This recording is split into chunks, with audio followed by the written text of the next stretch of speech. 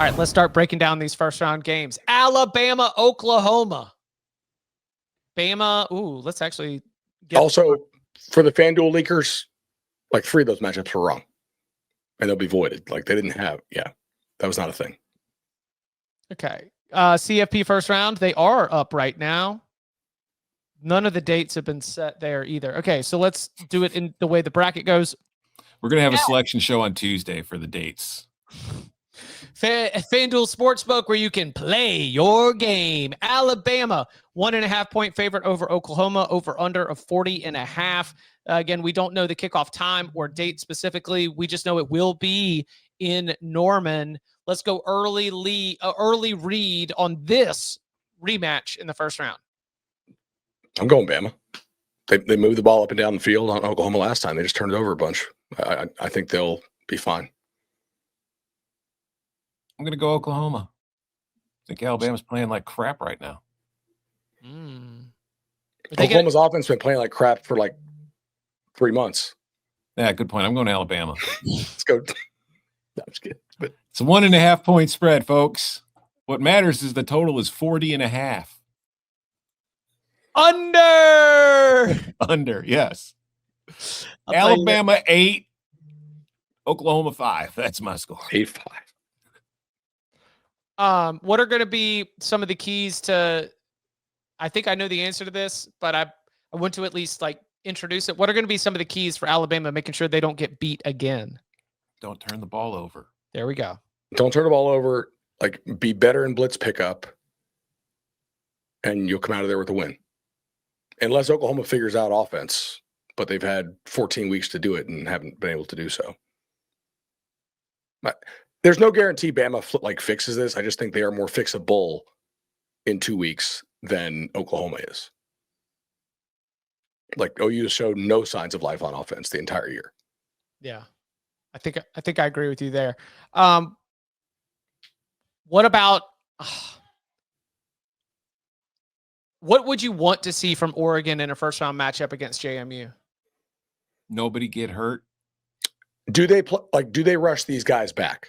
Well, no. To play JMU? No. But you might want to get them some reps. Yeah. Like, if they're close to being ready to play, I do think you want to play them.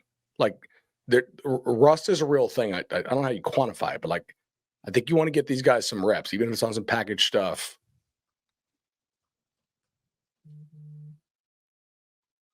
What can JMU do?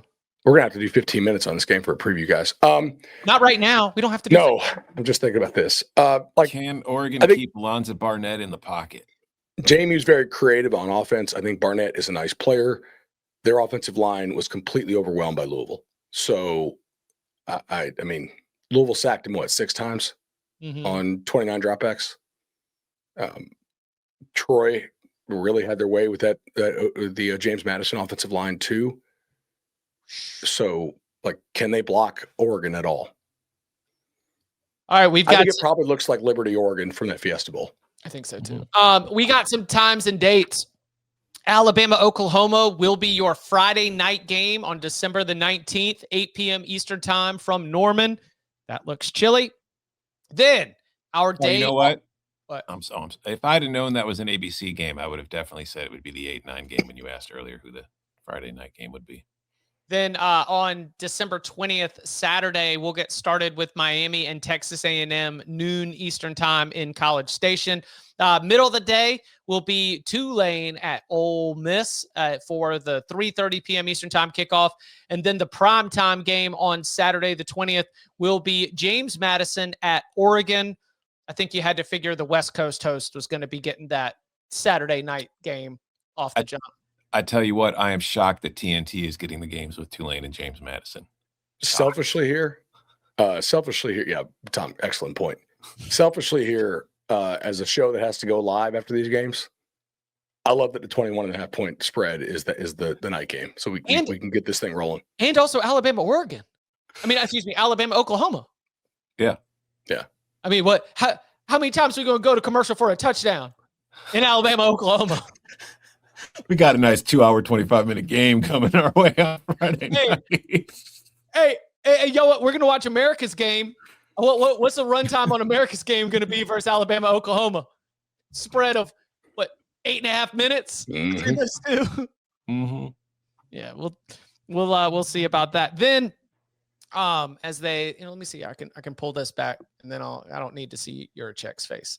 And then okay, so in the quarterfinal matchups, the New Year's Eve game. Oh, don't worry, Ohio State. You've never lost a game on New Year's Eve before of incredible significance. Ohio State will be playing in New Year's Eve in the Cotton Bowl. They will play the winner of Miami and Texas A&M. Then the day will get started on New Year's Day, noon Eastern time in the Orange Bowl. That is the Georgia-Florida State Memorial spot. That daytime Orange Bowl kickoff. Texas Tech playing host to the winner of Oregon and JMU. Of course, the sun setting over the mountains. Rose Bowl will be Indiana taking on the winner of Alabama and Oklahoma. That's a pretty fun game. You want to talk about the way you sell it? Our 13-0 Indiana Hoosiers against either Alabama or Oklahoma in the Rose Bowl. That rocks. I am excited about that game just in terms of like the way that you can rope people in. And then we will close with tasty. We either have Georgia-Ole Miss in New Orleans or Georgia-Tulane in New Orleans. Home field advantage. I love that. I mean, like that a lot. The Fiesta Bowl will be the semifinal game that is getting the winner of Ohio State and Georgia. That'll be on January the 8th. Then the Peach Bowl in Atlanta will get the winner of the Indiana-Texas Tech side of the bracket. Of course, national championship game, January 19th, 7:30 p.m. in Miami. Go ahead. So Ohio State gets the Cotton? Ohio State gets the Cotton on New Year's Eve. That's kind of a jacked up thing there to send the 2 seed to a de facto road game if A&M beats Miami. Yeah. I mean, Georgia having to play against Ole Miss or Tulane. It's kind of a little roadie. Georgia travels well, here's the pushback. I already hear it. Ohio State travels everywhere. Georgia travels everywhere. They'll figure it out. But that is the building. Urasek said it. What? Once we moved Miami ahead of BYU, we had the side-by-side comparison with Notre Dame that everyone had been hungry for. That everybody had been hungry for? Yeah. The one metric we had to fall back on then was the head-to-head. I love this. Mount Rushmore. Oh, my God. Jeez. What about Tulane-Ole Miss? Matchup-wise. Feel like we've seen this before. It is interesting. Ole Miss beat them by 35? Yeah, 45 in the first game. Yeah. I mean, it's not in Oxford this time. I bet you it'll be closer.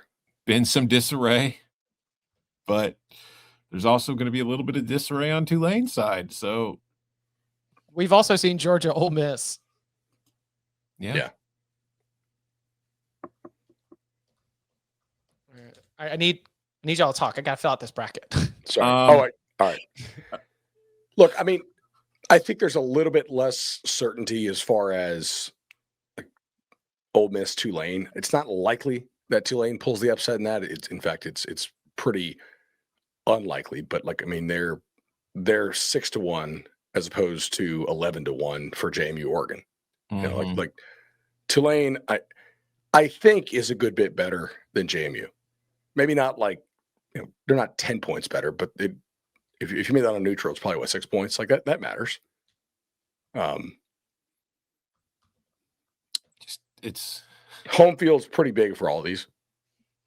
Yeah, as far as atmosphere, that's the one thing that was when we were discussing the Alabama-Oklahoma game. That was the one thing that kind of pushed me in Oklahoma's direction because it's this isn't Norman.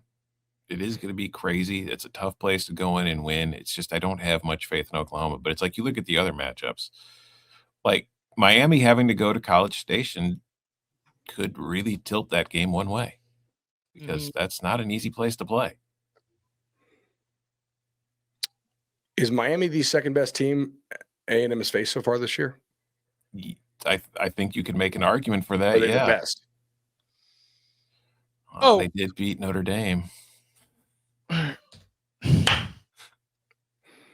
I mean, look, Texas A&M struggled with that Texas D line. So Miami's is just as good. Like Notre Dame's D line is not special. Like it's good, but it's not like difference makers this year. So trying to like A&M had a really, really weak schedule in the SEC. It's kind of weird to say like they've run through the SEC and they've faced. This will be like the second, full of pros D line they have faced, but I think that's true. Because they didn't play Oklahoma, they didn't play Georgia. Texas shut them down. In 11 games against FBS competition, Marcel Reed threw 10 interceptions. In 8 games against SEC competition, Marcel Reed threw 9 interceptions. Now, Carson Beck comes with his own Surgeon's General warning. Feels like which quarterback going to screw up kind of game. I would agree. Because I mean, Cassius Howell's nasty. Oh, he definitely is. Yeah. Oh, Carson Howell. So is Francis. Right. Carson Beck does not handle pressure well. Well, guess what? Texas A&M, here's these pass rushers. Marcel Reed might get a little loose with the football, especially with 2 interceptions against that Texas team. Well, guess what? Here comes Ruben Bain, Akeem Messidor. Under? What's the total? The total is 50.5. Oh, no, wait. No, 51.5. Why did they suddenly move the game? Oh, because now that the times are in, never mind. Yeah. Yeah. So under Tulane team total under JMU team Chip, total. we're not doing the locks pod yet, Chip.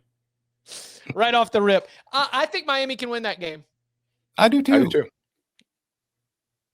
Do you take anything before we're going to have plenty of time to do big game breakdowns, X's and O's. Is there anything to be said for the mentality of Undertaker popping out? Oh my, we thought that we were on the edge and now we're back in. Is there anything to be said for a way that Miami can harness this opportunity and be able to, whether it's like more focused during the meetings? I mean, this is a challenging time between now and December 20th to keep your team 100% locked in with everything that you need to do to be able to get there. So, do you take anything from the idea that Miami could see a benefit, at least from this opportunity?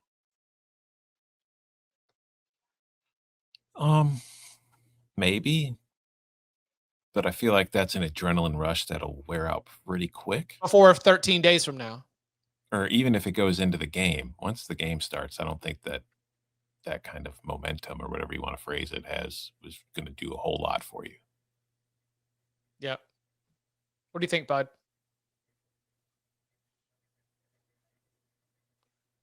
What do you think, Bud?